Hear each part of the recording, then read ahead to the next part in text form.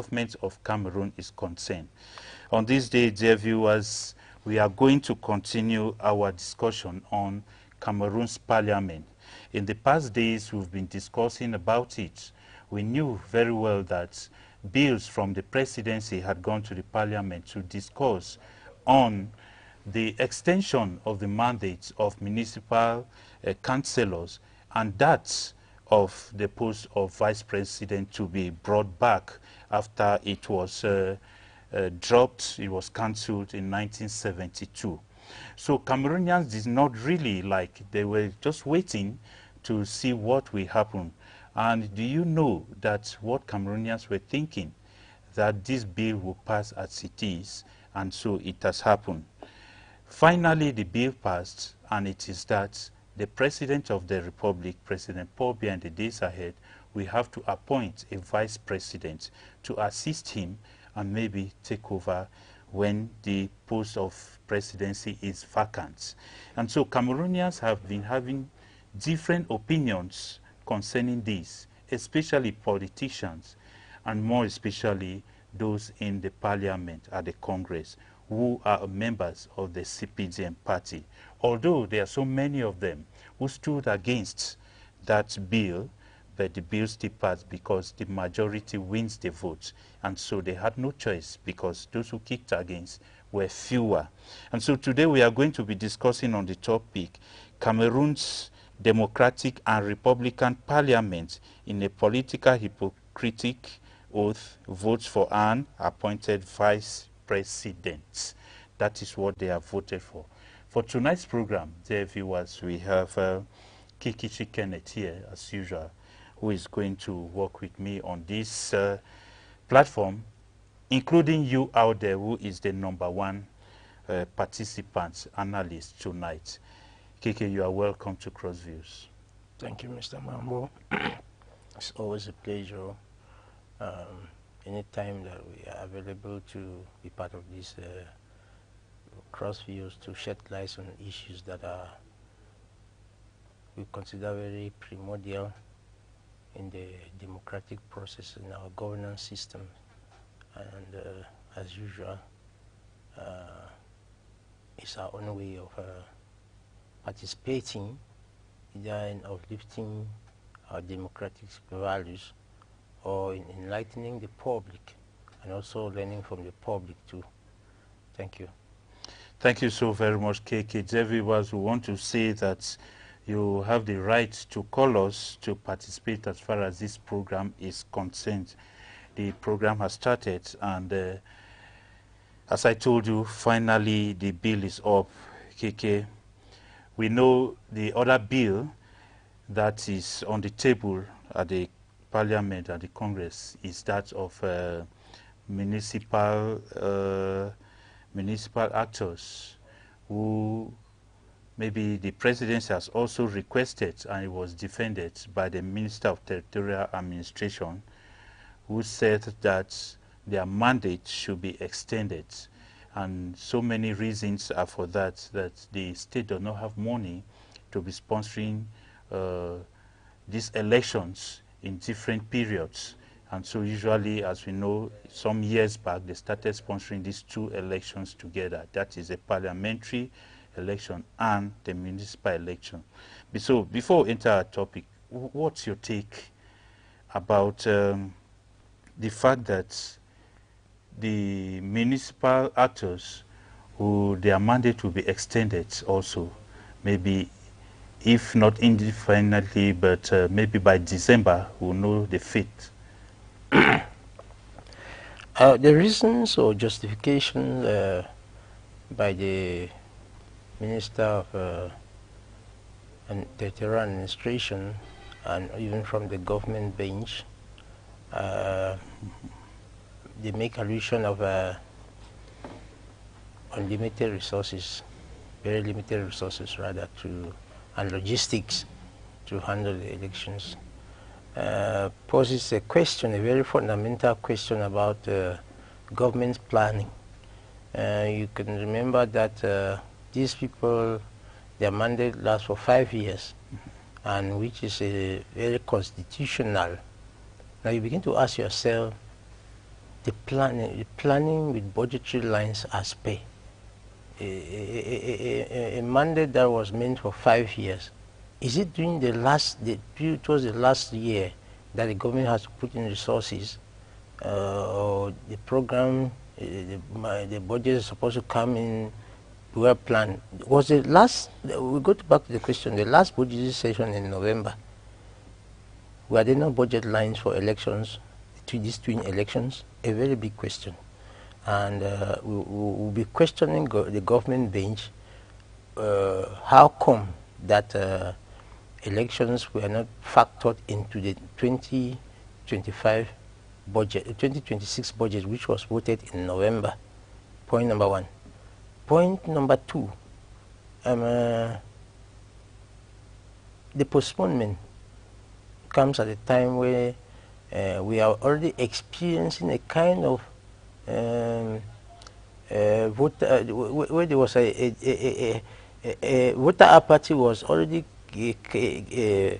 being curbed to some level. The enthusiasm at which people participated in the last presidential elections were already indicators that Cameroonians were gaining consciousness of coming to limelight to actually make decisions of partake in voting and so to shape the line. Is it not going to affect the enthusiasm which Cameroonians manifested in the last presidential elections? And then secondly,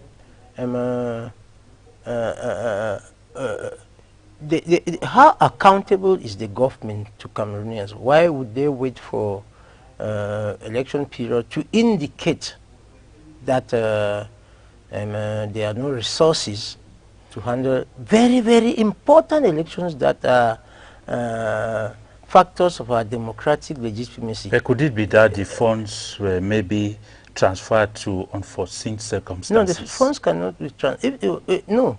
Yes, they could have been transferred to unforeseen circumstances, but with at least some justification, some accountability. Accountability warrants that Cameroonians be informed by the government. And would that not be mismanagement? Would that not be mismanagement? No, you are already answering the question that would be mismanagement if budget lines were transferred. Did we have any emergency situation that warranted that? We don't know. Did you have any disaster that they can justify that because of this disaster funds were transferred? We don't know.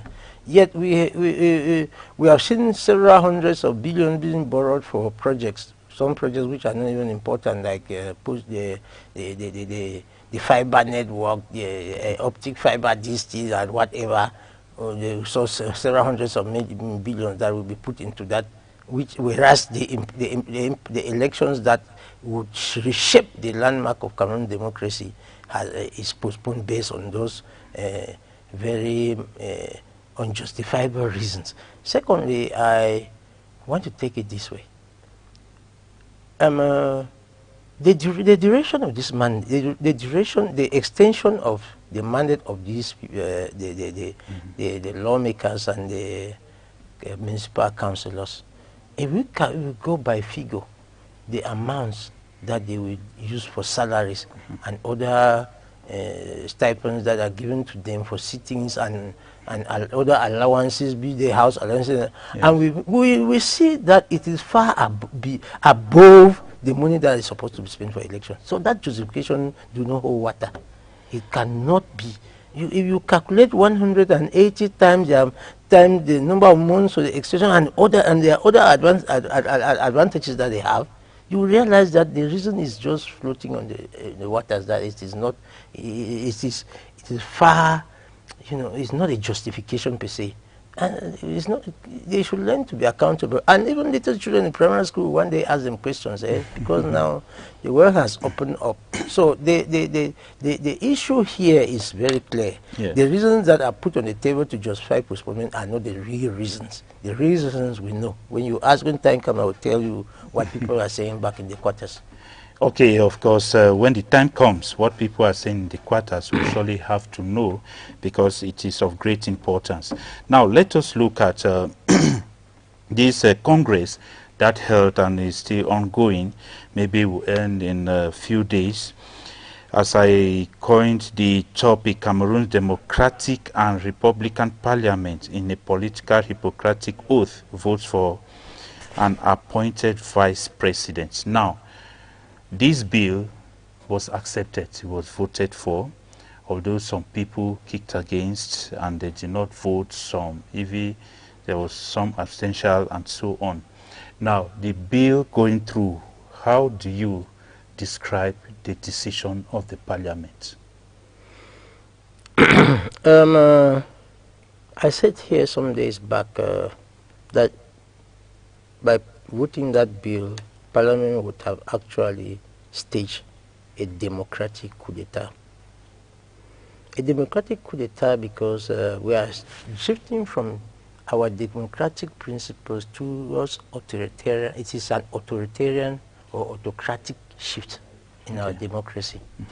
Because the vice president that we appointed, the head of state has the prerogatives to still dismiss him and put in a new person.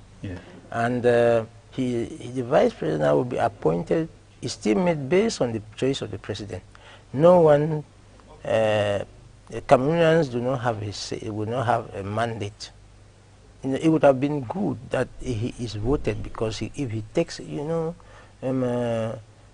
you cannot the transition, though the justification for that move to institute the post of president is for continuity, to ensure continuity, to do a good succession planning. Those are good reasons, though.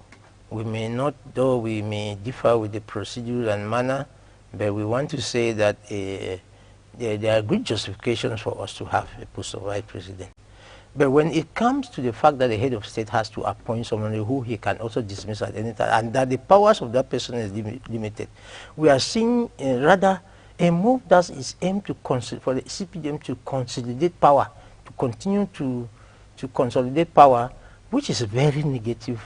After 43 years, it would have been expected that the succession planning made by somebody who has ruled the country for 3 years should reflect democracy. Remember some years back when they asked the head of state what he was how he described himself, and he said that he would like to be remembered as the one who brought democracy to Cameroon. And the present dispensation of the vice president who will be appointed actually now makes him to be remembered as the person who killed democracy in Cameroon, who totally killed democracy in Cameroon. And I will say that with my face straight on the camera, that by this move, the agenda setting for Cameroon has changed. That Cameroon is now in a total dictatorship, and I don't know what our friends, our other diplomatic missions, our friends of other countries that have a good partnership with Cameroon or good relation with Cameroon, who have good cooperation with us, what they will see us as. It also, you know, even in the fact that somebody, you know, is what a system decides, a government decides to put in a succession plan. It's a very good thing for investors, because the investor knows that in the absence of the president, at least there will be continuity based on institutionalized principles. But then, the fact that it's a top-bottom approach that the president is going to appoint, is also masks the same succession or continuity or the confidence that investors may have in the system. And I want to think and believe very much that this has been crafted to put in place only those that have been around the president, the very people that have been, you know, set precedents for a lot of impunity, because those that have been around him are not really accountable, and now there is going to be continuity with those same person. And there are some figures. When the last program you were showing pictures of, you know, what the press is projecting as figures that might be coming in a few days or however to man that position. it is still a very big worry when you see the faces that were portrayed. And it's as if the CPDM has actually decided to sink the ship.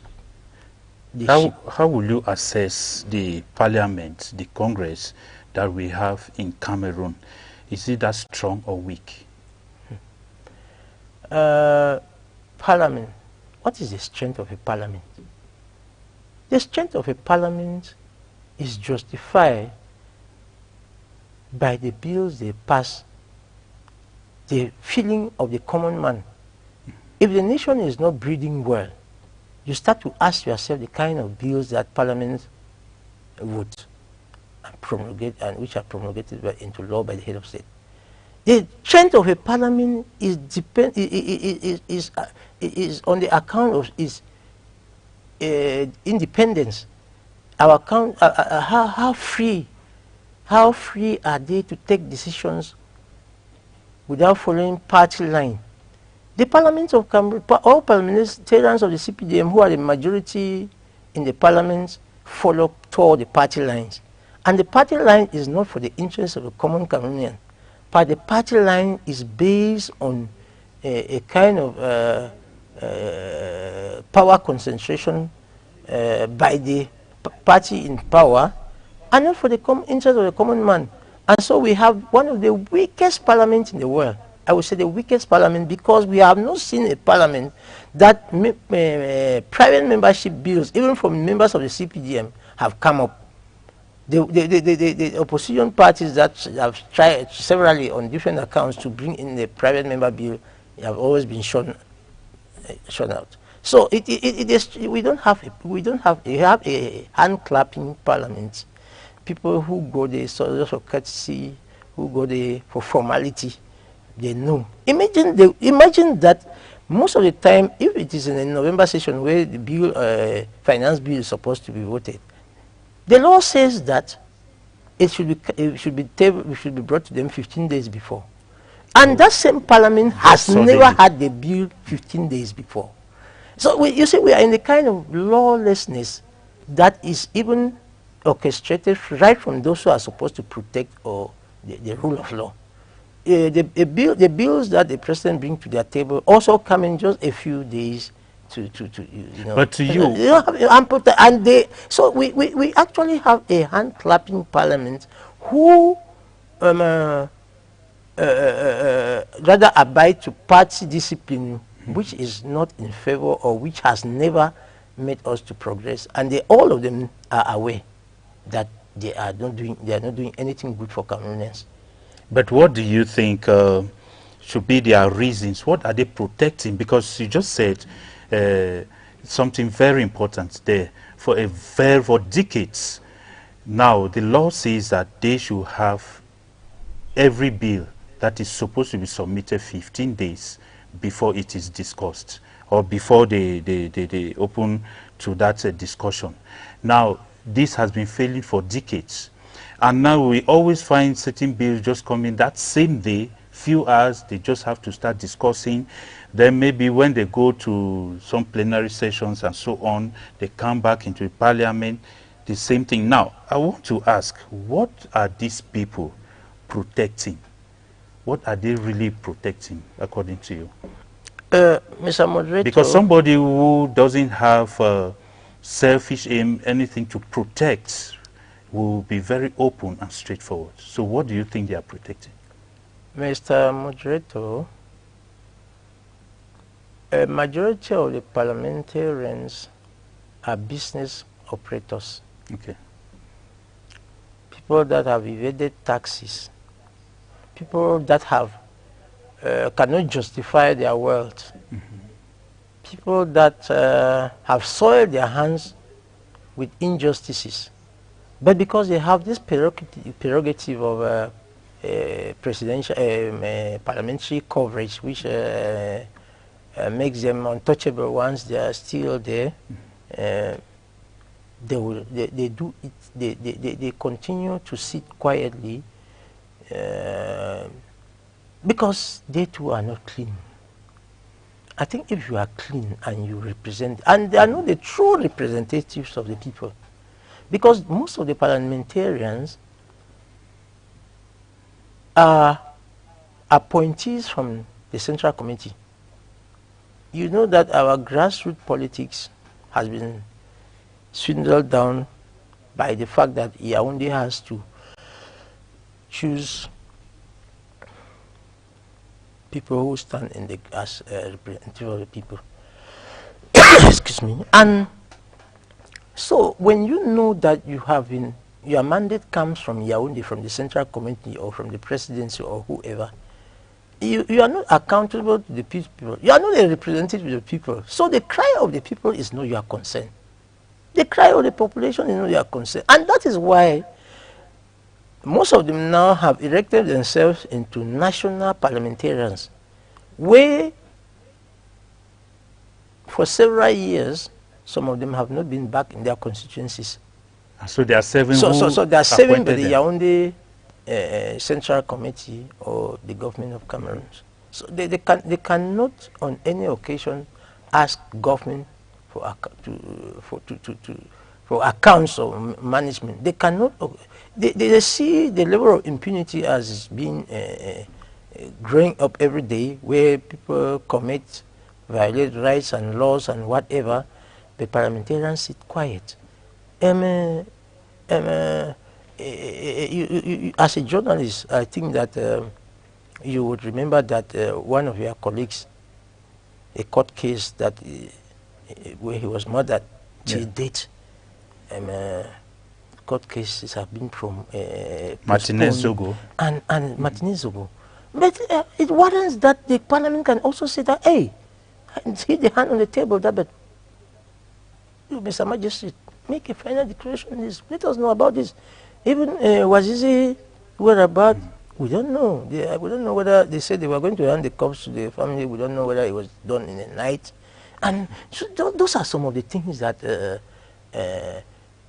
cracks in our governance, the cracks in our administration, the cracks in our judicial system, where parliament are supposed to address. It is deplorable. I still say that we have a group of persons who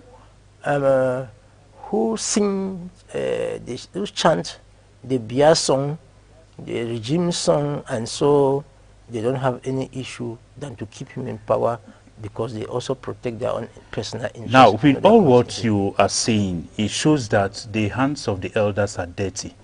Now, if we are talking of a president who talked of maybe more vibrant, younger people will come to power, and it is said that those who wash their hands clean will dine with the elders. Now, how are the younger people going to dine with the elders when the hands of the elders are dirty? Thank you. The hands of the elders are very, very dirty. I would rather advocate that they used to not even dine with the elders again, because they will also soil their hands. The hands of the elders are very dirty, so to say. If you look at the way issues of the state are handled these days without... But I would like to point out one thing, those who abstained and those who spoke out against that bill. Yeah. I would take the case of our veteran Belamoki, who also stood against. I think that that is a mark of wisdom. That is a mark of wisdom because he is somebody who is very close to his community. Yeah. And around him, he incarnates so many youths around him. And they would have questioned him. Would have questioned him. He took a very big risk. But I think that out of wisdom, people, when you already have gray hair, you have to take decisions. You don't have, there should be no fear. Yeah. You have to be guided by wisdom. And I applaud him for what he did.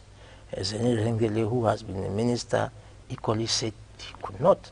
So now, at least that is, you know, creating room for a legacy.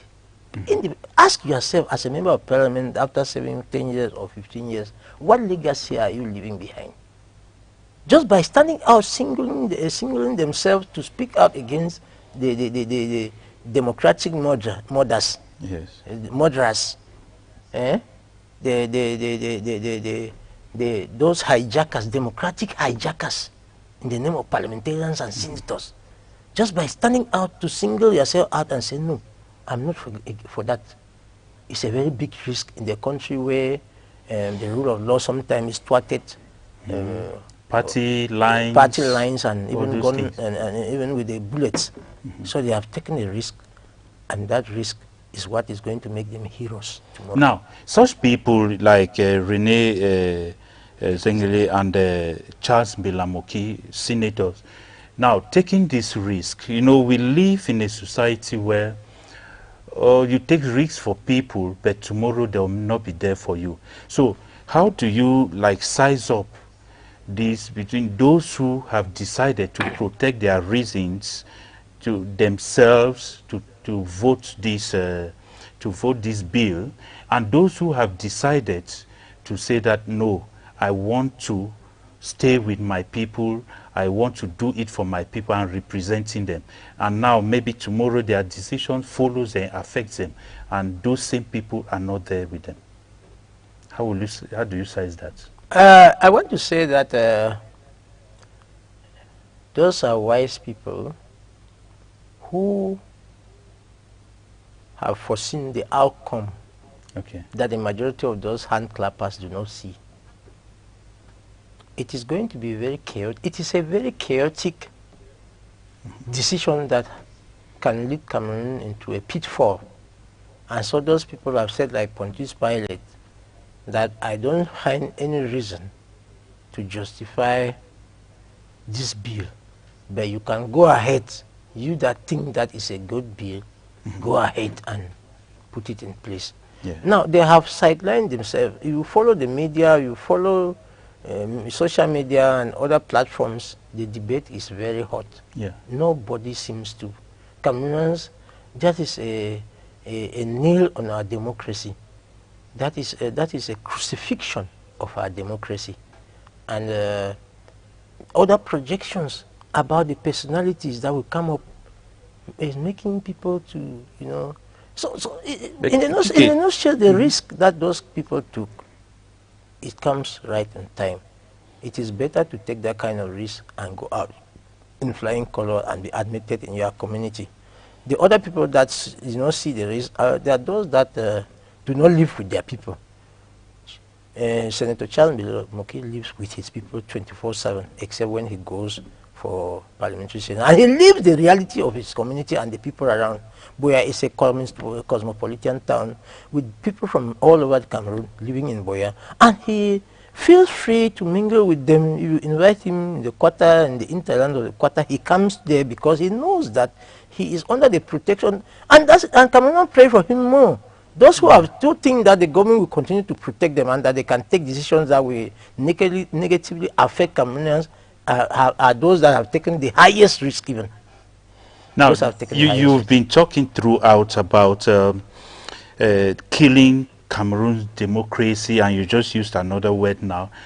Cameroon's democracy has been crucified. Hijacked. Now, and maybe hijacked and crucified. But now there are so many who think that that democracy has never been there.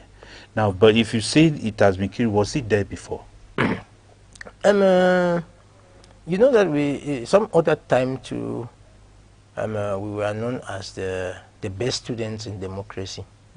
I think that one was said in France several years back, when they asked the head of the meilleur élève de la démocratie.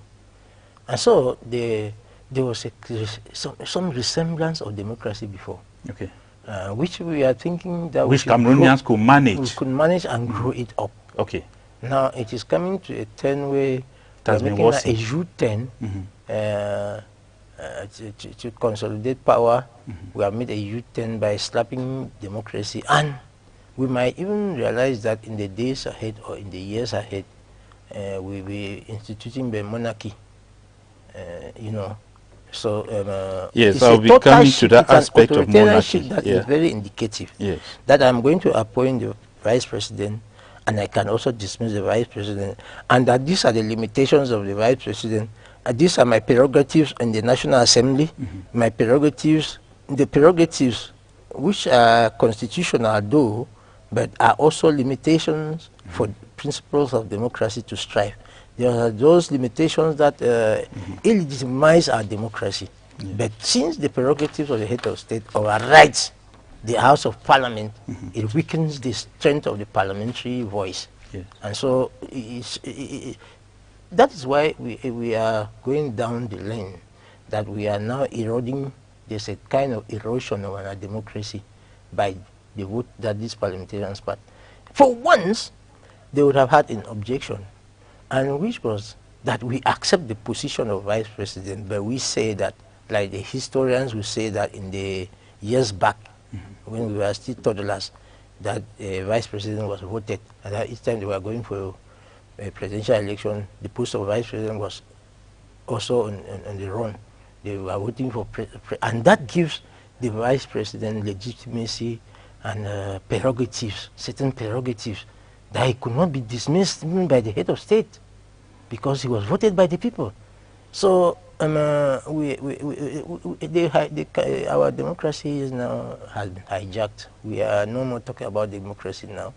We are talking about an authoritarian regime that is now that we are projecting to put in place, and by the whims and caprices of a head of state who has now made himself the superpower man, where Congress, the National Assembly, the Senate House do not have even right to even object his decision. What kind of, that is clear that our democracy was killed the other day when this bill was put into place. Now you talk of, now let's be going gradually. You just talk of authoritarian regime, which is the same, similar, synonymous to dictatorship and tyrannic regime. Now, if it is so, some people say that such a regime that is tyrannic, dictatorial, and authoritarian cannot be removed through the ballot box. It is always removed. History has shown that it's always removed through a different channel. Now, what do you think about that statement? Well, those are historical facts which we don't need to, so you cannot argue them. Most authoritarian or tyrannic regimes have been set aside by revolutions and other means, coup d'etats or whatever. That's history. I'm not inventing it all. I'm just saying what history says, and with proven track records. How did Idi Amin of Uganda leave power? How did you can name the rest? So you see, and that gives reason why some people, men of wisdom in that house, would not want to join their hands to doff their hands in implantation of an authoritarian regime, justifying their abstention from voting, because it's an indication that Cameroonians are not as docile as it seems to be. We have seen the few times that Cameroonians do a reaction, how violent it can be, or how, and with the advent of social media now, where information goes viral, it is very dangerous to hurt Cameroonians to sit in one house and decide to take a decision without factoring in the reactions of Cameroonians.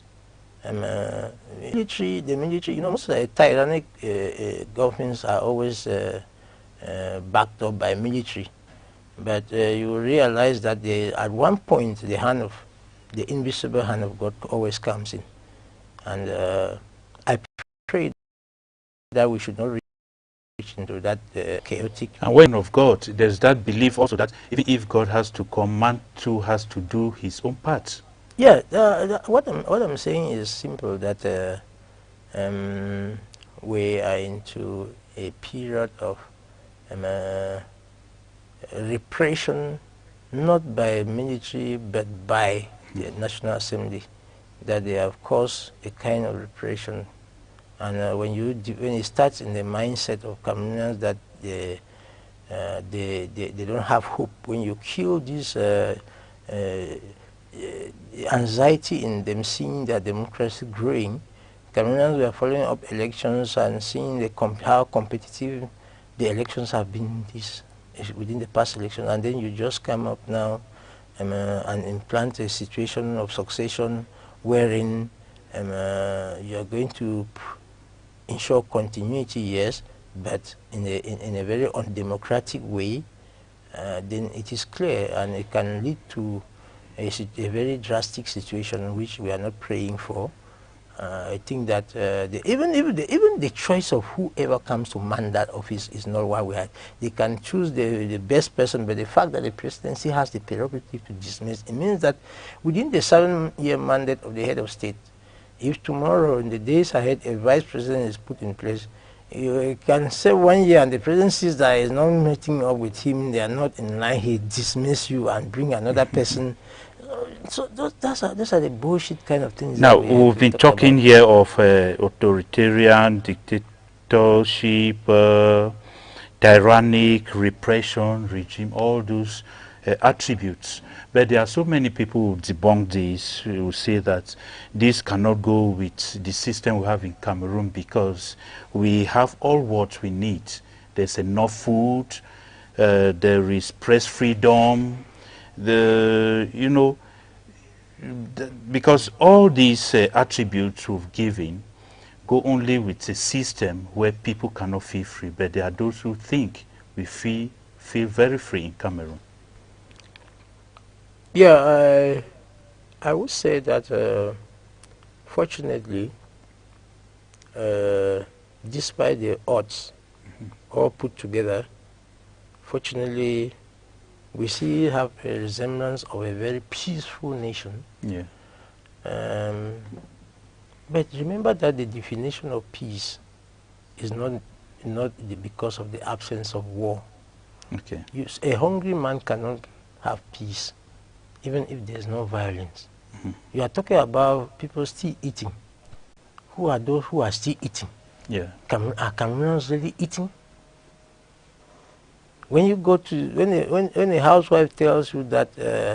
My name is Al-Hajj Muhammad Abubakar, the Chief Imam, Central Mosque Buya, and the Regional President of Sidimu. Keep watching Royal Television. Hello everybody, I am Portia, the Universal Woman Cameroon 2025. Keep watching Royal TV. Innovating in the audiovisual landscape is our dream. So, road network. Mm-hmm. And so if he or she has to sell, to buy oil, the things that has to buy, you factor in here still on the minus. So Cameroonians are peaceful not because some government structures or whoever in government or the system has made them to be peaceful. It is simply because Cameroonians were made by God to be very peace-loving people. In the comfort of the minister's zone, they have everything. They have fuel coupons. They don't know what it takes to imagine that to live from here to Limbe, you have to pay 1,500. Where's the distance? Because of fuel. And each time that fuel prices increase in the international market, Cameroon justify increment in their own. But each time that the same oil prices drop drastically, our own remains where it remains. And we always hear of government subsidizing fuel sector. What is the account that government, some ministers have, sometimes it was rumored that there are ministers who have more than 2.5 million for oil per day. Because based on the fact that he is a minister of this position, he's also a PSAR in this ministry. Some of them have about 5 positions. 5 positions. And, more. Yes. And so those 5 positions warrant that each month they give them fuel. And when you calculate on daily basis, you realize that there are some ministers that have fuel per day for 1 million, 2 million. See, is that necessary? Since I remember some time ago, when the opposition was still vibrant in the National Assembly, they talked of about 160-something billion unjustified losses in the fuel sector. Mm-hmm. 165 billion losses in the fuel sector would mean that there is fraud, which needs to be checked, and somebody has to be accountable, because there's some fuel that leaves and goes to some quotas that nobody, and it goes to private pockets. So those are the things that we need to factor in to be sure that that can bring Cameroonians to live a better life. Cameroon has everything for Cameroonians to live happily, to eat well. But because of the finance fraud that we have, Cameroonians are not living that better life. But in theory, we are a rich country. They have just postponed elections because of there's no money. Can you justify that? The Glencore affair, which is talking about several trillions. Much billions. Yeah? Where has it gone to? Is it a fake story or is it fake news? No, it's not fake news. It has been proven that those monies can be brought back for Cameroon to live a better life. So it shows how these very people who go to the assembly to vote, did you hear it surface in the National Assembly or in the Senate? No. So these people, these are the hijackers of democracy who have a very dirty hand in whatever situation is happening. How could it happen that a foreign company comes to Cameroon and rob Cameroon of several hundreds of billions, and that in the parliament nobody raised a voice about it? Even the international community in UK, the court case was they accepted the fraud, and now Cameroon is not following up. Has the money been given back and somebody again has sat on it? No. We have seen even that the conflict the conflict between certain ministerial departments, where, for instance, SNH, the board meeting was convened and somebody locked his door and nothing has happened. They are still there. Is that what the vice president, is the first of the vice president going to come and correct all those things? If the assembly cannot raise eyes on and voices on those kind of issues, are we going to see that it is the vice president who will come and raise voice when he's going to be appointed? If he was going to be elected, then we will see change, that he will come and he can disagree with the head of state on an issue, and so the issue will be brought to parliament and parliament could vote it. But this time around, we are not expecting somebody who is an appointee of the head of state to also raise eyes, just like the parliament is doing. If Parliament cannot speak against those financial mishaps that is happening in the country, it means that we don't have a parliament. You asked me earlier about the weakness or the strength of the assembly, and I told you that we are the weakest parliament that we have ever seen. Even in some countries where you find a seemingly dictatorial or tyrannical regime, you see the strength of the parliament in debates. You find out that even if it's one party, they argue. Okay, now, if you look at it, some of the MPs, not only that of the opposition, but that of even the ruling CPDM party, state of this bill. Don't you see that things may be changing in the days ahead? That is the beauty of democracy. Okay. The beauty of democracy is just like marriage, where you can disagree with your wife. Okay. The way people are married, for better, for worse, that it is not on all points that you agree. That is the beauty of democracy, where there are differences. And those differences come because you want to make more positive moves to improve the lives of Cameroonians. I come on this platform not because I'm coming to defend rich people, because I consider myself as the voice of the voiceless. Yeah. And so the beauty of democracy would be what these people did. Those who abstain, maybe they abstain and just stay them quiet. But some other people abstain and spoke out. Okay. Even though they put that's the beauty of democracy. Even in the one-party system, that's where I said that CPDM has killed politics in Cameroon, killed democracy in Cameroon, because in the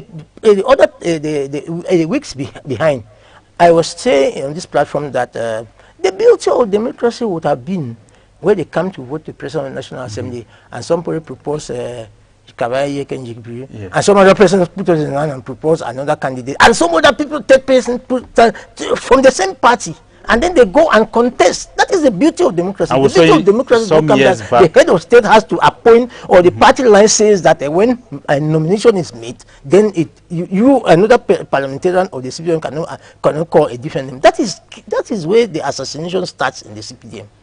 But now let us look at, don't you think that this kind of decisions that we've witnessed with the bill and so on, don't you think that there is a kind of hidden agenda that is to like protect Cameroon and Cameroonians? That maybe there is something we don't know that they are trying to protect, to make sure that it shouldn't explode out there, to keep peace in Cameroon. There's nothing that we don't know. There's nothing that the CPDM does that people do not know. People see them before they come.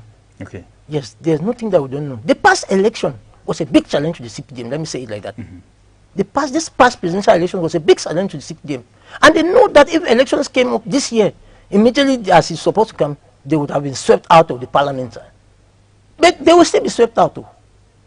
Because the way they want to do it, it will still be... whether they change the electoral code or not change it, I still say it that they have expired their time. Do you see because this? they don't have the interest of Cameroonian at heart. If you they will not continue the toll lines with cheating. It's not everything that cheating will be tolerated. No, but if you talk of they will be swept out, do you see the regime to be that regime that will be removed through the ballot box? Now, there are some elements that I use. I am seeing in the back doors, under the back doors, several vibrant and competent youths that are positioning to stand in the upcoming election. I'm even happy that they shifted it to give them time to really prepare themselves. You understand? But from my readings, there are some potential youths that are preparing for upcoming elections, and they will really come up. In other words, you are saying that there is a Messiah you are foreseeing who will still come from the same party and the same regime. Thank you. I did not say that. I did not say that everybody in the CPDM is bad. Okay. I've never said like that. I've said that it's a bad party. But a bad party is just like you say, nothing good can come from Jerusalem, but something good came from Jerusalem. Okay. As bad as Bamenda is, the CPDM was born in Bamenda. Good. So at least something good came from those who advocate for CPDM. And they the know same and good thing that Bamenda is a very bad. At least the CPDM came they from have accepted to receive the Pope also. Yeah. So what I'm saying is that there are still a handful, several persons within the CPDM that are very good people. Very, very good people. But the regime, the system, the way it's a system that, you know, sometimes the virus, you can have a virus in your machine. They will not corrupt all the files. But now, if you so they are still good. There are still some that are not being corrupted. But don't you think that if there's a silver lining in a cloud, cloud, but don't you think that that cloud may cover that silver lining? No, in this case, I don't think there are people that have been in that system for several years, and it is not at the end that the dark cloud covered them. Okay. They have stood firm, and they fight silently. They fight silently. That's one of the reasons I may seem to disagree with a lot of those good people that I know, mostly youths. There are lots of good people within the CPDM. I say it like that and say it aloud. Okay. But the only bad thing is that sometimes when you fight silently, the people do not also see you. But this time that elections are coming, I would like to be seeing potential youths who want to take over councils and parliaments and senates. I want to see them on platform talking to people. I'm not a politician. That I will say that I will go and stand. So let them be the ones to be even coming here and giving us their manifestos of what they will do. So and that's what the one problem that we have. Wait for the dying minute. If you wait for the dying minute, the risk is that Yaoundé will cover you. But if you start coming here, once Yaoundé wants to manipulate and bring in those people that have gone there and given them so much money, people will say that no, the other militants of the CPDM in the political base are the sub-units or how did they call it again? The branches in the and branches, cells. In branches and cells. They will say that no, you cannot send us this person who lives with you people there, but we have these people who have been performing within their community. Let me take the example of somebody. Look at someone like parliamentarian. You mean the Senate or? No, parliamentarian. Okay, Malumba. Why am I forgetting Malumba's name? I was seeing the name, but it's not coming to my lips anyway. Can you hide him? No. Has he not taken a risk? He has done. Why are other people not taking that same risk? He does a lot of things. You cannot mask him. You cannot mask Malumba again. Malumba, he makes himself open. And he takes risks. Sometimes I even blast him, but he takes good risks. And I love him for daring. Okay. So other potential youths who want to stand should make themselves, should not hide themselves, waiting for Yaoundé to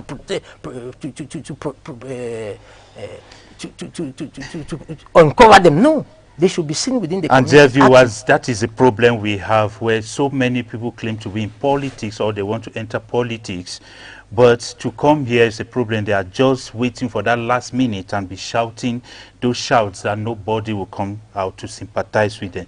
So that's a message to politicians or those who think that they want to get into politics. But now let's get to what you also spoke of, the creation of monarchy, and so many platforms, so many people have talked about it, that it's like this decision is a decision of creation of monarchy in Cameroon.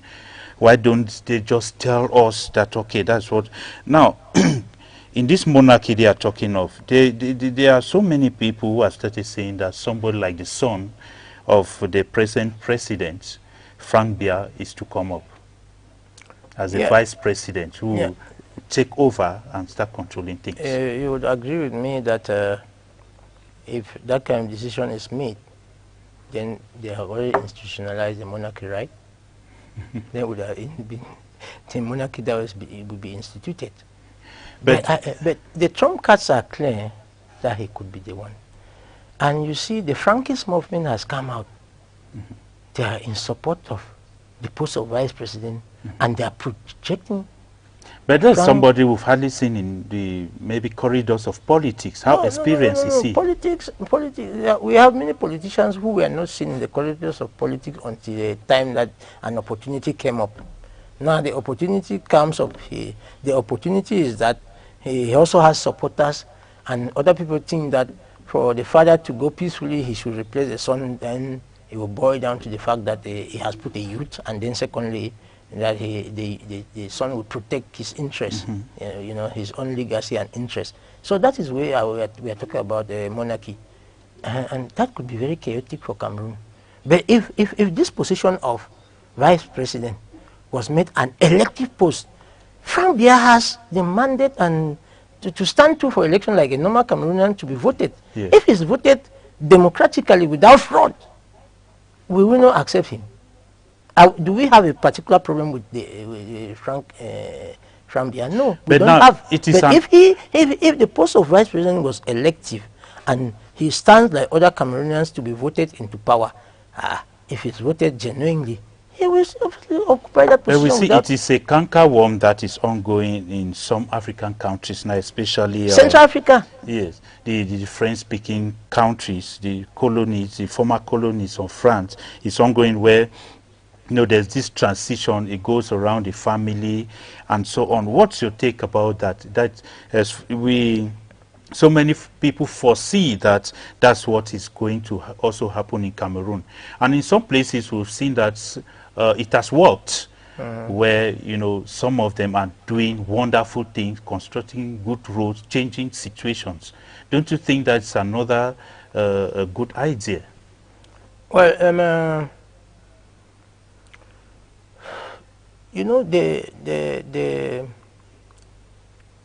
there are some positive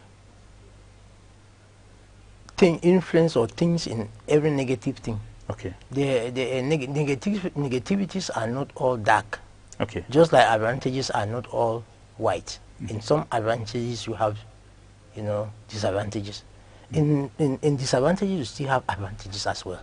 Okay. So it is not all dark. And he may just succession from a father to the son. Yes. Who has stayed in power means that it is a billionaire son who have followed his father so well, and who might want to, who knows that his father has created a lot of cracks, and want to come and fill the cracks. Okay. So a transition can be good, that a son takes over and says, my father was wrong. You saw the daughter. The daughter says that my father is like this, my father is like this. And so if the brother too is seen, but the brother is a quiet person, he'll be coming in to build a legacy for his father by doing the corrections of how he witnessed Cameroonians and Cameroon growing. And then he will be coming in with a stealing germ, because he is already a billionaire by his father's, And so he cannot steal again. He don't have hand to steal, because we're coming in now to but we've seen other billionaires to clean his face for himself and his family. You have seen presidents that have died, and the families are all in exile, and he will not want to find his own family in that situation where they have had, the father has left a lot of landed properties and things for the family, and then the family choose to go and be living out of the country. No, so he will be coming in to do some corrections. But I am saying that the danger is that the method that he will come in, that he will be brought in, is not the right method, and so he will become people would throw stones at him because that would be showing clearly that it's a monarchy. Like you said, the indicators are clear that most of these French African countries have gone, when the authoritarian parents are leaving, they bring in their sons, and that most of them have done a lot of good. Yeah. I still remember the case of Ali Bongo, that he came in and revolutionized the system, and there was so much development coming into to Gabon. Yeah. You understand? But we are afraid that the exposure of the son will be a negative one because of the manner if he is appointed. He will not. But don't you will see? not be accepted by But don't you see that the Messiah you talked of, who may come still in the same system, should be that Frank Biya? No. I would not even open a discussion for a Frank Biya coming out of appointment, because I am saying that Cameroon will not accept that a son takes over out of appointment. So I think that they should go back with that bill. If they actually want him, let him go by election, he will be accepted. Okay, let us see a few people that some people are to, because in the days ahead we'll surely have disappointments. There are some people who are also talking of the present Prime Minister and head of government, Dr. Diongute. They are also talking of the former Prime Minister, Philemon Yang, and yes, let's take these two. How do you see? And maybe let me add the Secretary General at the Presidency, Ferdinand Gongo. How do you size up this? You cited two Anglophones. Yeah, because if you see Ferdinand Gongo, he's somebody who came up very vibrantly and has been very, I don't want to use a kind of adjective here, but which has caused a lot of problem in the CPDM party and the government itself. Then when we see the Prime Minister, the present Prime Minister, he has been very diplomatic. I'm coming. He has been very diplomatic, and you saw how he worked as far as this Anglophone crisis is concerned. Then we'll see Philemon Yang, who is already an old administrator and is in the international books already. So how do you size them? You know, each time that we had cabinet reshuffle in Cameroon, and journalists would do analysis of the persons that were appointed, and try to protect them, show their skill, their leadership qualities, and their, you know, their CVs as administrators, very positive. But all of those who have manned positions in Cameroon government, by the first constraints that they have, which do not permit their personal attributes to be seen as you know, they having a mastery, is because the CPDM mechanism or machinery do not function like that. You have to top party lines, and so the two Anglophones that you cited are people of integrity and value.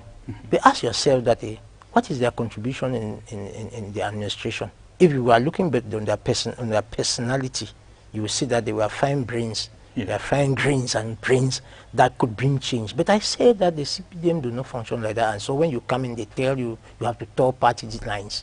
And so most of the time you find them that they are frustrated in their work because of this party line issue or party discipline. Now, so even if they were to come in with those profiles that you are saying, and are appointed again by the head of state, what do you think that they will change? What will change? Nothing will change.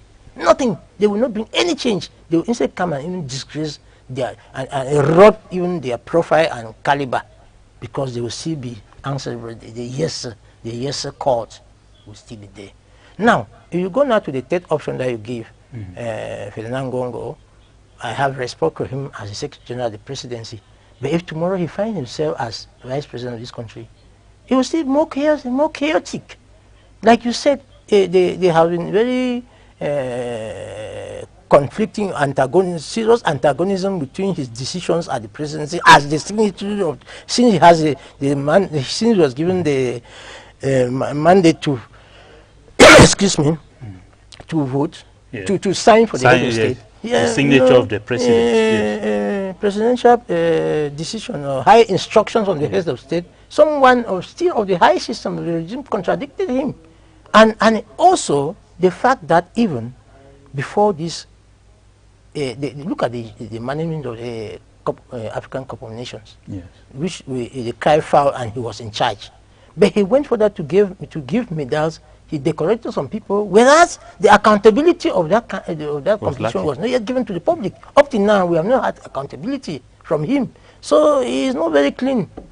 He looks a gentleman, but he's not also very clean. So that would be very chaotic to put him. Are you now saying that because you've given some good, are you saying that Nijon Frundi, the former chairman of the SDF, who is of late, may so rest in perfect peace, he made a statement of clean water in dirty bottle. That was when, if I'm not forgotten, when former Prime Minister Musonge Mafani was appointed the Prime Minister after doing so much in CDC, because CDC was collapsing, and he brought up CDC again. And when he was appointed as Prime Minister, Nijon Frundi made a statement that clean water has been put in dirty bottle. And now, with all what you've said, is it like some of these people, like the present Prime Minister, the former Philemon Yang, who have proven to be good administrators?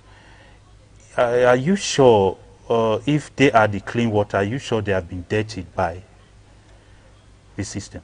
I already said so, that the profile, the caliber of personalities that you find coming into government are always people with a CV that shows that they can bring in change. Okay. But remember that those prime ministers have terrible bills in the assembly later than the expected day. Okay. Was it because they don't know that the law says that a finance bill has to come in 15 days before? So you see, they were clean, but there's party discipline. You just come in a few days that people will not have time again to read and criticize, and you just bring 100 or 200 and something document page of people who the majorities are above 70 that they cannot read within the time that they are supposed to. So that is party discipline, which is negative to their own personal. You have seen all of them. Did you ever hear them? Did you notice that all in their term of office, in their mandate as prime minister, these bills that they are supposed to bring, they always bring them late. Okay. Despite their goodness. So are you not seeing that once you are inside the CPDM, you become, and no matter your personal convictions, you are not governing based on your convictions, but you are going based on the party discipline, which is so negative for your personality to override. Okay, before we go to one of the last parts of this program, that is also linked to this. At one time, Nijon Frundi said, the peace that we are talking of so much in Cameroon is merely a time bomb. There will be a time when it will explode. Has it exploded, or is still to explode? No, it has not exploded, but with this law that the election of a vice president, it is already triggering the bomb. You know, it's like already coming to trigger the cartridge that will hit the bomb to explode. Because, like I said, that is a democratic hijack. The indicators are very clear that the succession that they are planning has to erode our democratic space, has to be, challenge the principles of it challenges all the principles of democracy, and that could be the time bomb that we explode now in Cameroon, which we don't want. That will be serious, but it can still be detonated. It can still be because with all the experienced people around the bomb, maybe they know how to maybe before realize it will not explode. Okay, what you are actually saying is that at the level of the CPDM, those well-placed militants, at the level of the government, those salient administrators, at the level of even at the international level, somebody will call the government to order, and that's the only thing you can detonate. bomb, right? Because if it stands by as it is, Yes. Parliament has already taken in activating the bomb. Yeah, okay. By voting for vice president appointed, who can be sacked by the head of state at any time. Yes. Who if it happens that he takes over power, cannot change the constitution, then what are you seeing? You are seeing that bomb, that the time has come for that bomb to actually explode. Okay, maybe, dear viewers, shortly we shall have a report. I've just been told that it's ready. Maybe shortly we shall have it, then we'll take from that report to conclude this program. If it is ready, we don't know if the broadcasters can give us, so that we'll start taking the last bend of this discussion. If it is ready, then let's have it before we take the last bend of this discussion.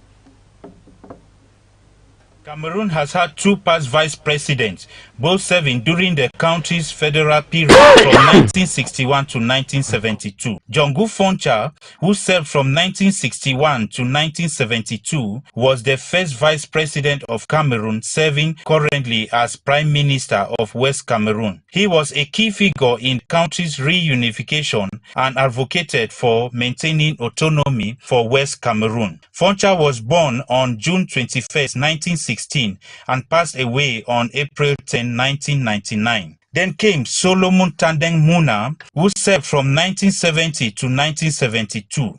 Muna succeeded Foncha as vice president and served until their office was abolished in 1972. He was also Prime Minister of West Cameroon from 1968 to 1970 and President of the National Assembly from 1973 to 1988. Muna was born on March 27, 1912 and passed away on January 22, 2002. The vice president position was abolished in 1972 after a constitutional referendum which transitioned Cameroon from a federal to a unitary state. The move was part of President Amadou Ahidjo's efforts to centralize power and reduce regional autonomy. Recently, Cameroon's parliament approved a constitutional amendment restating the vice president position, granting President Paul Biya the power to appoint a vice president who will automatically assume the presidency in case of vacancy. Some of the government and CPDN political guru who are seen as potential candidates for the post of vice president are people like Frank Biya. The president's son, Frank Biya, is often cited as a potential candidate despite his lack of political experience. Some speculate he is being groomed for the role following a pattern seen in other African countries. Ferdinand Gongo, who is also the Secretary General of the Presidency. Gongo is considered one of the most influential figures in the government. He is seen as a strong contender, but his influence has sparked rivalries within the ruling CPDN political party and the government. Then comes the current Prime Minister, Dr. Joseph Diongute. The current Prime Minister Ngute is a trusted ally of President Biya and has played a key role in implementing reforms. His diplomatic background and experience make him a viable candidate. There's also the former Prime Minister Philemon Yang, a former minister and diplomat. Yang is seen as a consensus candidate with experience in international institutions. However, his advanced age might limit his appeal. The appointment is expected to be announced soon, with the vice president automatically assuming the presidency in case of death, resignation, or incapacity of the current president. In fact, I sincerely want to thank the senior editor in the House of Royal TV, Mr. Ebai William, who edited that report. Very perfect. Thank you so very much. At this time, you listen to that report by the person who who did the report. Now, with all what you listen to it, what can you conclude before we take the last bend, taking from that report? Well, I realized that before the post of vice president was scrapped up, we had two Anglophones who occupied that position and who were rightfully voted. Okay. And so I am sure that there was little antagonism because they were representing the people, and that the constitution called for them to be elected. And so the CPDM is coming back with the position of vice president, but which now is eroded by the fact that it will be an appointee of the president. Makes a very big difference, and even would simply mean we would not, is it really needed again? We may not need it. Let him accumulate the two functions, because the fact that somebody is going to be a stooge who will not raise his head to say or contradict the head of state may not be the right one. And also in the report, the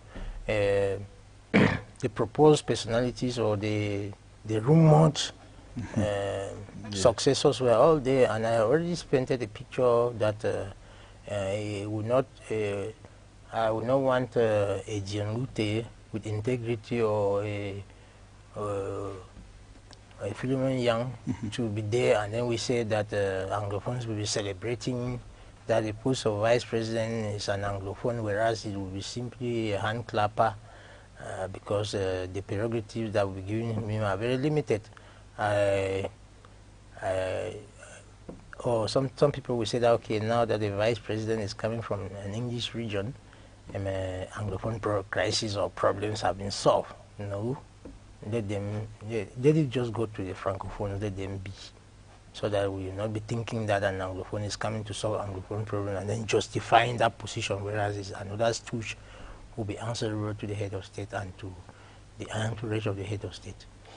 Okay, now let us look, as I said, we'll take the last bend from that report that is given. In the days of, let's begin with the first person they talked of in the report, there, the first vice president. We know they were all elected. Let's look at, it was in the days of Aijo and at the days of President Paul Biya. There are so many people who feel like the yesteryears were better off, but don't you see that the same thing are happening today? The yesteryears, because we talk of power consolidation, that gave the reasons, one of the reasons for what they did at that time, for maybe taking away the post of vice president in 1972. And so this time, if they are bringing it back, don't you see that it's better off and they maybe have some good reason? How do you compare the two at that time? Yeah. It was better off the yesteryears, because candidates could stand to be elected for the post of president, vice president, very democratic. It was still not better off because the post of vice president that went to the Anglophone came after the Fumban conference that had addressed some key issues that the government of Cameroon or the state of Cameroon had to do to create a kind of semblance unitary state between the southern Cameroon and the East Cameroon. Whereas we noticed that there was a change within the Ahidjo system from a 2-star to a 1-star, violating the Fumban constitution. It means that even though you had an Anglophone or Anglophones had a head, there was still some erosions from drifting away from the recommendations of the Fumban constitution with respect of the commitment towards a unity state between the southern Cameroon and the East Cameroon government. So their presence was still just figure, because you can see that, as I said, the star was removed, which indicated that we had driven towards East Cameroons.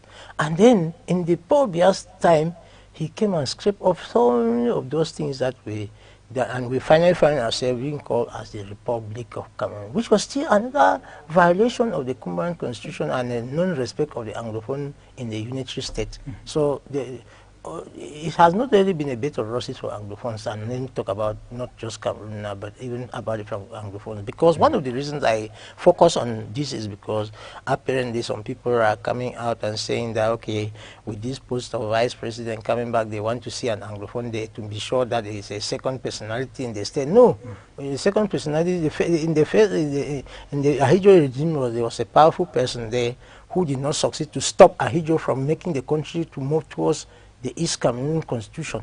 And even in the presence of Paul Biya, he scraped up all those things because of the silence of Cameroon, and it went free. So it has not been better for Anglophone, it will not, and for Cameroon, because the fact that you do not respect that treaty, it doesn't only affect Anglophone communities, but it also affects Cameroon as a whole. Okay, now we are still there at the time of Ahidjo, looking at with the time of President Paul Biya.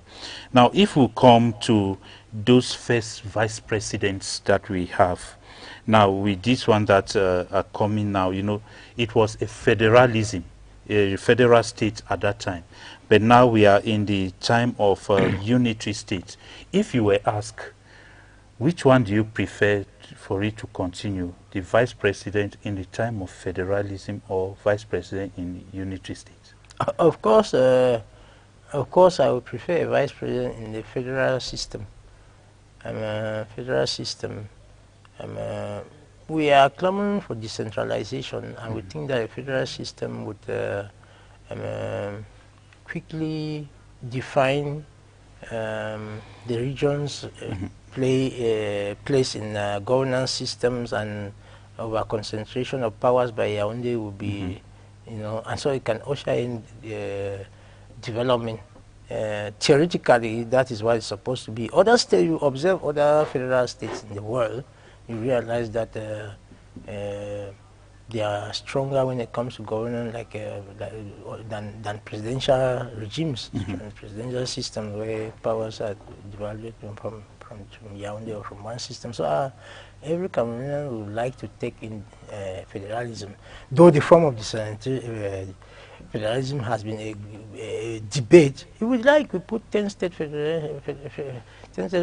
What is the problem? We are not saying that if you are going back to federalism, it must be that the Southwest and the Northwest must be a federal state. No, we can now make a federal state where all the regions are, you know, autonomous. Okay. Now let's look at the time this vice president position was abolished, and now that is being brought back.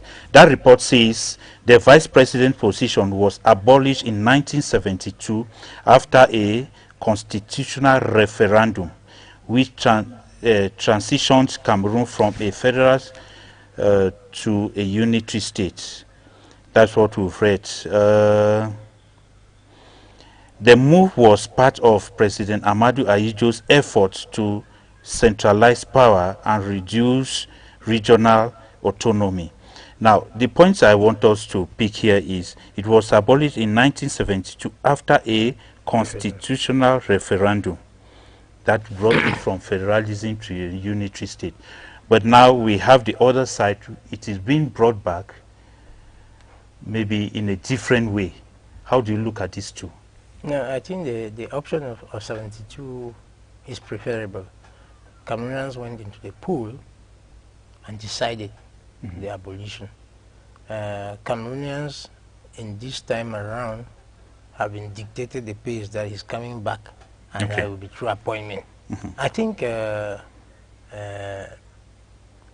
I said, democratic values are being downgraded.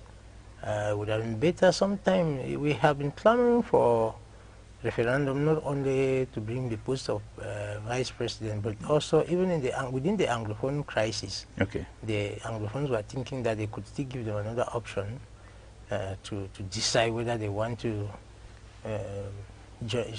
stay in this or to want to move out of the marriage. Yeah. We see that there are no signs that this government can accept a referendum anymore. So 72, at least Ahidjo, President Ahidjo could have, I can think that he was more democratic than his successor Paul Biya. He was more democratic, although as we said, you know, he too during his regime had other weaknesses too. No, But it's just that we are looking on specific. No leader has ever ruled with a 100% strength or without weaknesses. Okay. We are human beings and we encounter lapses. But I can say that if you look at the structures that we had in the Ahidjo time and the ones that we have that could be used as variables of democracy, I think that Ahidjo was more democratic. Okay, now looking at it, if you look at the prime ministers that we've had, the two prime ministers that we'll have Jongu Foncha and Solomon Tandeng Muna, the way they worked and the one that we are to have now, if you size up the way they run the country and the one we are to have, what message, good message do you have to send to the one who is to be appointed? Because normally we know the appointee or the person to be appointed must surely have known that he or she has to be the prime minister. So maybe looking at your camera, what do you have to say? You know when you are elected into an office, yes, you come with a lot of confidence and strength and backup. Yeah. You know that you have a mandate of the people. Seemingly, you look at Jongu Foncha and Solomon Tandemona in their days, they were more confident and they had space around the head of state based on the fact that their credibility and mandate, their credibility comes from the fact that they were voted. And they also had in mind to work with the people who put them in power. But these other people that will come in will be coming in through appointment, and they know that there are lots of controversy surrounding the appointment. The first controversy is that there were abstention in the voting of that bill, and the other is that some people, some members of parliament, some voices actually dared to say that they were not part of that kind of hijacking. And so it will make already that the people coming now will not have the same confidence like the other two people who came in through elections. So you can already see that even with the integrity and personality qualities of the persons that may be put in that position, they will not come in with that confidence. They will not come in. They don't have the trust of the people, which is showing even within their party that there were abstention, and some people spoke out again that they were not. They are against that kind of bill because you understand. So it's very clear that some people are just going to move into that office, and it will take time for them to gain stamina to talk to people. And when we come there, they will finally become the president when maybe something has happened. You know, somebody will still challenge them. That no, you cannot go in this country because you are appointed. The problem is there are going to be there will be cracks. That bomb may not explode only tomorrow when he's appointed. They may explode when the head of state closes his eyes and then you are taking over. Then you will face challenge now from so many other people who were close to the system but who did not actually who are not for your decision that you should be the one taking over. So we are in the kind of ship that is gradually sinking like the Titanic, which needs a very strong rescue team to be able to put it back on the waters. Okay, now putting the vice president without portfolio, let me put it that way, because nothing is said that the vice president will be doing, no criteria, maybe laws defining the vice president what he should be doing. Do you see the present president maybe stepping down for the vice president to take over?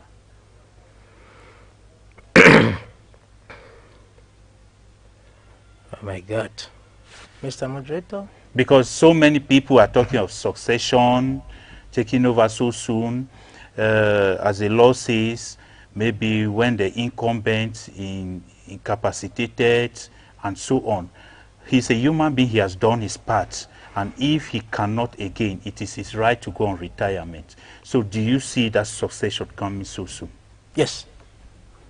I see it coming so soon. And that's why the head of the says that I should be the one to appoint. So that when you appoint somebody and you freely take exit now, the person will not challenge your status quo as person will former be head of protecting state. you. The situation was going to be challenging if somebody else had been elected who was not his choice of succession. Okay. Maybe Then from an fear, opposition. He will fear that his legacy will be shattered by, you know, the cracks that he created, Yes. and so, you know, somebody will undermine his powers. You remember the conflict with the former president who resigned, Ahijo. Do you remember the party conflict that they had, wherein the chairman of the CNU had more powers than the president of the Republic of Cameroon. Okay. You remember when Ahijo resigned, he organized a national tour as a chairman of the CNU and made a tour around the country. And it was one that out of protocol, if Ahijo was, if there was supposed to be a 20-minute, the head of state would come before Ahijo would come, because Ahijo was the bigger picture, the head of the party, and the party was the nation. Okay. The party was like the state. You understand? So now, the way that the head of state has crafted it, he was going to appoint somebody, and that person can take over in his absence. And if somebody of his choice takes over, that person will not necessarily oppose or challenge the status quo that he put in place. So I think that he wants to go him peacefully, and so he wants to choose somebody to take over so that he can go and have a rest. And that could be a very good decision. What do you That could think? be a very good decision. But our problem is that the CPDM regime operates, you know, in a very, the CPDM regime operates without accountability. Okay. And that status quo could remain. Impunity will continue. You know, they have deep roots everywhere, and the tribalism, the nepotism, and all the vices that we have will still continue. That is our problem, that the successor will still continue in the same lineage of chaotic governance. No, that is our fear. That With all what we are talking of resignation, but there are some people who think that he will still be there, the name will be there as the president of the republic, but the vice president will mostly go out there as a delegate from the president, and so that's how they are going to operate. How do you see that? You know that once the vice president, if he resigns, the vice president takes over position of president, and he will also appoint another vice president. That's No, what we are talking now in a situation where we know in the past decades, President Pobe has always delegated the prime minister or other ministers to go for him. And so this situation now is more critical given to that his age. And so the vice president will mostly be a delegate to so many of his activities. How do you see that? While he remains as the president, but the vice president will be more functional. Well, I was having a mix-up because you earlier asked me whether the president can resign. I was like, yes, that's so right. I went the other side. I went on the other side to, in case he doesn't resign. No, in case he doesn't resign, the vice president becomes his chindana, because it is very clear that the president is incapacitated now. Is it any argument for us to see the president comes only on ceremonies and he is not vibrant again? And it is not an insult. By his age, he's supposed to be resting now. Yes. Nobody is trying to challenge the head of state situation. He is no more having that stamina, and by natural and expectations, yes, he should go on a very quiet retirement.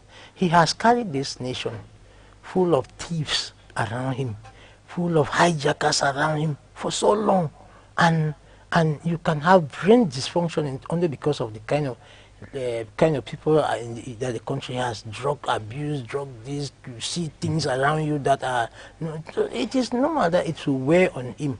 You know, you imagine that you come or take power on precedence of rigor and moralization, and then you find that half of your ministers have embezzled. Many are still in prison, right? How do you expect him to feel a normal person who came in with ambitions of transforming a country? The fight that he has sustained has been a very dangerous fight for even usher in democracy. You even see that there are things that are done behind him without his knowledge. You know, so the same situation where they can put a 100-kilometer road that has been signed that is already that they come and he cut a ribbon and move maybe 20 kilometers and take his helicopter and go away. It happened in the Hijo time, and it's still happening now. That they are, you know, grand chantier. When you say grand realization, it means that industrializations and infrastructural development. But you still find that autoroute, the $100 autoroute is incomplete. He's here away. Because he is already tired. They don't even, you know, when you have a grandpa in your family, there are some information that you don't need to bother his mind with. You only go to take the younger children to go and smile with him and play with grandpa. You don't need to go to report that, you know, that Kenneth has broken that this thing or that one. No, you don't. So she has already reached an age where they shift out what they tell him, and this is natural. And it's, the way we treat senior personalities in Africa, elderly person in Africa, that's an African culture. You don't need to bother him with some information. So at this stage, he just needs to quit, go back to Mbomeka and live there peacefully, and we pay allegiance to him. Now we have a chance to even visit him and you know, show him love, and then we'll go him gradually. So let those around him not force him to stay in power to consolidate their greed. Because it's out of greed that people around him see things that he should still be there. Left to that man, that personality. Okay, he has strong power. He's that person with integrity. But it's just that it was unfortunate that he boarded a plane with people that were hijackers around him. Okay, the last two questions I have for you. I know you as a very good analyst, and you are at times you are prophetic in your analysis. Let me just ask the last two questions. I'll start with the first one. Do you see this vice president appointed before the arrival of the head of state of Vatican, the Pope, and linking to it, do you see him, the Pope, coming to prepare him for retirement? Mr. General, that's a very good question. The expectations of Cameroonians on the Pope visit would warrant that the president appoints the vice president even before the arrival of the Pope. Okay. The first thing is that a nation that a senior personality who has been at the helm of the nation for several years, and that everybody sees that there are cracks in our peace building. We are seeing the coming of the Pope as a moment to reconcile. And it would be a good thing for the head of state to appoint the vice president before the Pope comes, so that the vice president will also have the blessings of the Pope and reconcile with the majority of people, and then he will be called to duty. I think I can prophesy that it will be, the appointment of the vice president will come before the visit of the Pope. And maybe the general appointment for cabinet and so on. Maybe the general appointment, you know, like the general appointment of the cabinet will come after the appointment of the vice president too. Okay. Yeah, we cannot expect the shuffling of cabinet before the president. No, we know the appointment has been done in a way that the same day you hear the prime minister has been appointed, you start hearing the next news is the cabinet shufflement. Most of those people, ministers, have stayed too long, and they really want to. The last question. To do so that they can be free individuals. Okay, so the first one, you've been that prophetic there that the appointment may come before the Pope, and the Pope is come to prepare him for retirement. I didn't say me. I said it will come before. It will come before the Pope's visit, and the Pope is coming to prepare him for retirement. Okay, now the last one, which I also want you to be very prophetic here. Just tell Cameroonians, look at the camera and tell Cameroonians the third vice president of Cameroon, after Jongu Foncha, Tandemuna, who is the third? If I dare do that, my prophecy will fail, and I will lose credibility of prophecies. But I beg that it should not be an Anglophone. I beg and pray that it should not be an Anglophone. Why? Because he still become a stooge, and he will not be, the blame now will go to the vice president. Okay, so Who do you see? There's a lot of risk in that position. Okay, who do you see as the vice president? Vice president, the one that I can say is the one that will bring war, so I better not make that kind of prophecy. Okay, you have already prophesied that the one you have in mind, the one may bring war, so you don't want to bring out the prophecy. It's been normal. Kiki, thank you so very much for accepting this invitation. Thank you, Mr. Mambo. Dear viewers, this is where we come to the end of today's program, where we were discussing on the same parliament, the Congress, that took the decision to appoint the vice president, the third vice president of the Republic of Cameroon. Thank you so very much, all those who have made this program to come to fruition. I've been moderator Mwambo William. See you next time for another program.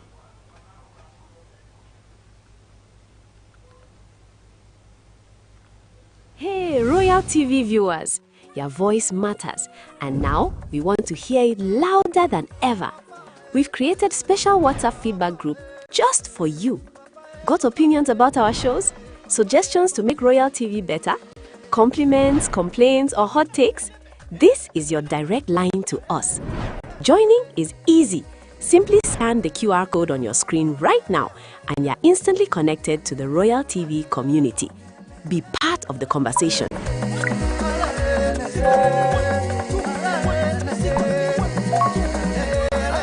Influence our programs.